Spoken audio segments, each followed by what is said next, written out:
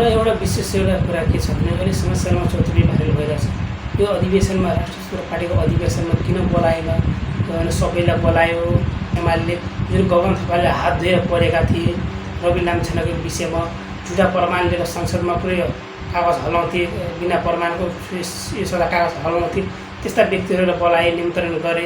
तर आफ्नै पार्टीको भित्र होइन छुट्टिएका के बिछिएकाहरू जुन पार्टी त्यागेर अहिले तिनीहरू बसेका छन्, कति तिनीहरूको पार्टीमा योगदान गरेर योगदान दिएर त्यहाँसम्म सङ्घर्ष गरेको पार्टीका सुमना श्रेष्ठ लिएर मुकुल ढकाललाई किन बोलाएन भनेर होइन अहिले आपत जनाउँछ र फेसबुक सञ्जालमा चौतरी आवाज भइरहेछ। म सर्वप्रथम भन्छु के भन्छु, पार्टीमा योगदान गर्नु र बलिदान दिनु सङ्घर्ष गर्नु भनेको त्यो कुरा ठुलो कुरा होइन। ठुलो कुरा कहाँ हेरिन्छ भने जब पार्टीमा एउटा सङ्कट आएको थियो, सक्ने जस्तो थियो, अब को कता जाने, पार्टी नै फुट्ने कि को कता जाने के गर्ने त्यस्तो अवस्था स्थिति थियो। त्यो स्थितिमा त्यो परिस्थितिमा छोडेर गए त्यस्तो सङ्कटकालमा। तर यिनीहरू आज होइन जुन भन्छ मैले पार्टीमा यत्रो योगदान गरेको र पार्टीलाई यहाँसम्म ल्याएको मैले आज मलाई चाहिँ किन बोलाएन भनेर होइन त्यस्तो अहिले समाजमा चौतर्फी आलोचनाहरू गरिरहेछ। यो त सर्वप्रथम दुर्भाग्य कुरा हो उहाँको लागि, जसले उहाँले पार्टी त्यागेर जानुभयो क्या।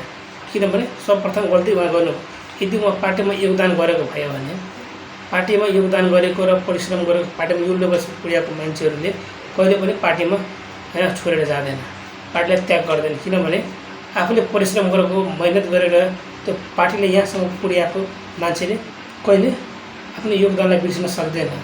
किनभने उहाँहरूले योगदान गरेको योगदान गरेको भने त्यो पार्टी त्यागेर पनि जाँदैन।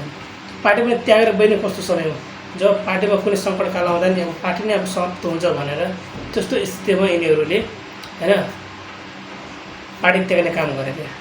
त्यो भएर यो दुर्भाग्य कुराहरू हो र यिनीहरूले बोलाएन भनेर यसमा कुनै दुःखद कुनै ठुलो कुरा इस्यु लिनु पर्दैन। र यो अधिवेशन भनेको नेपाली जनताको अधिवेशन थियो र यसमा यिनीहरूले आउने या नआउने उहाँहरूको कर्तव्य उहाँको दायित्व थियो।